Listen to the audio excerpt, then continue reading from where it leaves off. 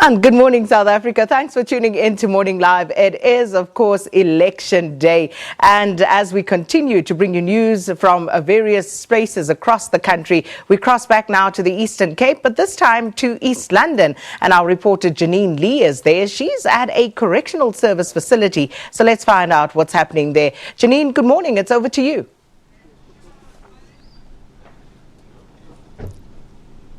Sakina, good morning. All I can say to you is I hope that when I have to get out of here that it's a lot easier than how I had to get in.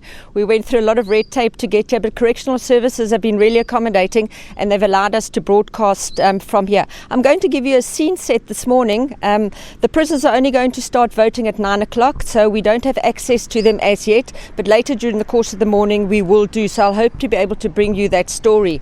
Now, there are 245 prisoners that have registered to vote at this particular facility out of 1,500.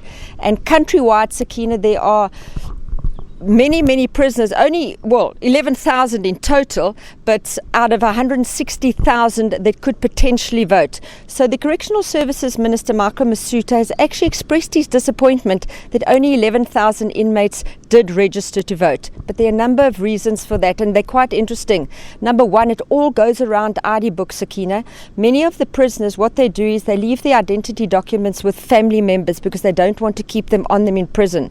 So to get their ID books from family members to either register or vote, it's not that easy because visiting's only on a certain day. So there's a hassle there with that. And also we've heard that many of the prisoners don't have the 140 Rand it takes to apply at Home Affairs to get their ID book. So there are a number of factors that influence the low registration. And one that I found most interesting is the fact that many fellow inmates apparently discourage their fellow prisoners from voting because what they feel this will do is it will perhaps highlight other undetected crimes that are against their names. So that is the reason why the registration and the low number of inmates that will vote today. Even Correctional Minister Michael Masuta, he expressed his disappointment at the low numbers. But it's quite exciting to be here. We were here yesterday just doing a recce and the prisoners were cutting the grass. But what was quite interesting is that many of these prisoners, it's long-term sentences. They've committed murder, robbery, assault. But when we had small interactions with them yesterday, they were actually quite friendly. It was quite astonishing. But a little bit later, I'm going to go in where they are going to vote, and hopefully we'll be able to have a chat to some of the inmates. And unlike for me and the rest of South Africa, when it comes to voting day, we are bombarded with political party manifestos, with political parties calling for our vote. We have access to radio, to television. If we're driving around, we see on the lamppost billboards saying vote for us. But it's probably a little different for the inmates. They maybe do not have as much access to political parties and manifestos as we do. So it's going to be interesting if they know exactly how many parties are on offer, who they can pick, how many they can choose from. There's 26 parties contesting the elections here in the Eastern Cape. So it'll be interesting to see a little bit later when I do chat to some of these inmates if they know that there are 26 parties and what sort of access they have had to information about these upcoming elections.